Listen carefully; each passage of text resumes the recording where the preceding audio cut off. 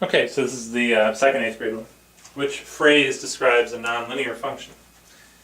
The area of the circle as a function of the radius, the perimeter of a square as a function of the sideline, the cost of gasoline as a function of the number of gallons purchased, and the distance traveled by a car moving at a constant speed as a function of time. Again, the question is, which phrase describes a non-linear function? Well, these two are linear because this one isn't linear because it's pi r squared is the area. Okay, so this is pi r squared.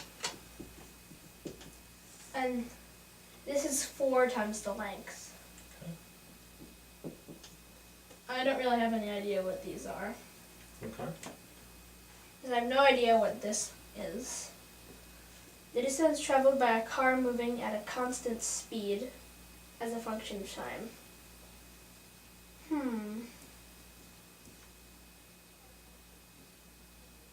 Okay, so if you were going to guess an answer, what would you guess? I would guess A. Why?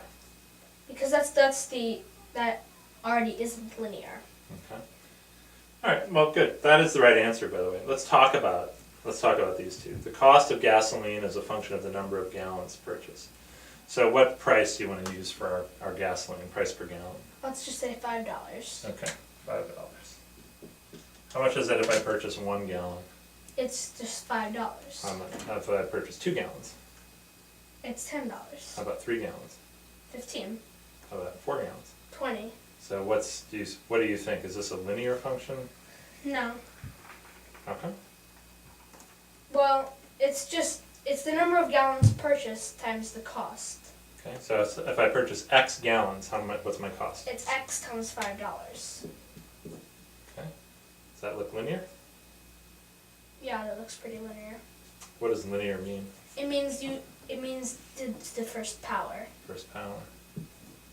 Okay. 4 times L to the 1. 5 times X to the 1. Let's talk about this one. The distance traveled by a car moving at a constant speed is a function of time. What do you want to say that speed is? Let's say 50 miles 50 miles per per hour. hour. Okay. And what if I go 1 an hour? How far have I gone? 50 How miles. about 2? 100. How about 3? 150. How about X? 50 times X. Still linear. Okay. So these two also are linear. That's linear. But right away you noticed pi r squared is not linear, because if the radius is 1, what's the area? The area is pi.